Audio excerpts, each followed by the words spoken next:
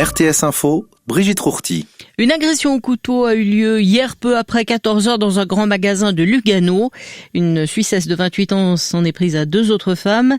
L'Office fédéral de la police soupçonne un motif terroriste. Selon les premiers éléments de l'enquête, la femme domiciliée dans la région a agressé 2 femmes. Selon le portail en ligne tessinoatio.ch, elle aurait crié Allahu Akbar ou je suis du groupe État islamique, mais ces faits n'ont pas pu être vérifiés, note le site. Elle a empoigné la première femme à main nue, puis on a blessé une autre au cou avec un couteau. L'une des victimes est gravement atteinte, mais sa vie n'est pas en danger, a précisé la police. La deuxième a subi des blessures mineures.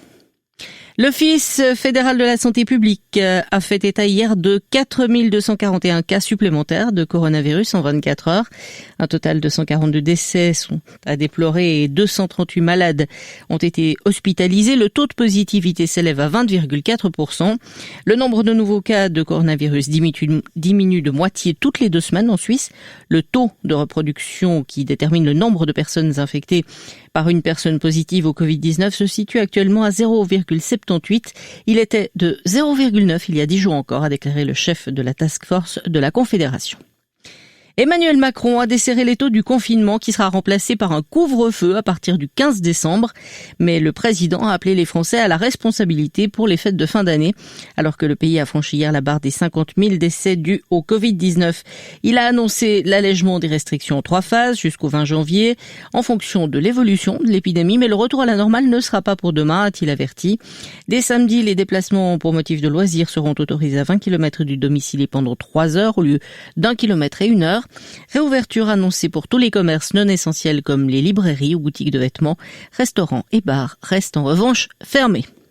Le parquet de Paris a annoncé avoir ouvert 2 enquêtes relatives à des faits de violence dont sont soupçonnés des policiers sur un migrant et sur un journaliste lors de l'évacuation lundi soir d'un campement de migrants dans la capitale. Ces faits ont été révélés dans des vidéos diffusées sur les réseaux sociaux.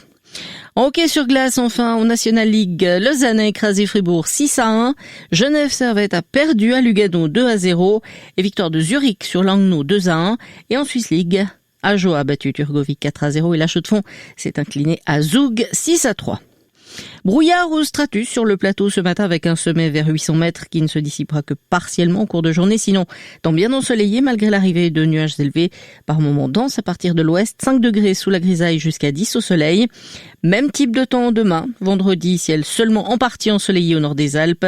Bien ensoleillé dans les Alpes une bonne partie de la journée, puis augmentation de la couverture nuageuse en fin de journée, 6 à 10 degrés. Vous écoutez RTS Info, prochain point sur l'actualité à 3 heures.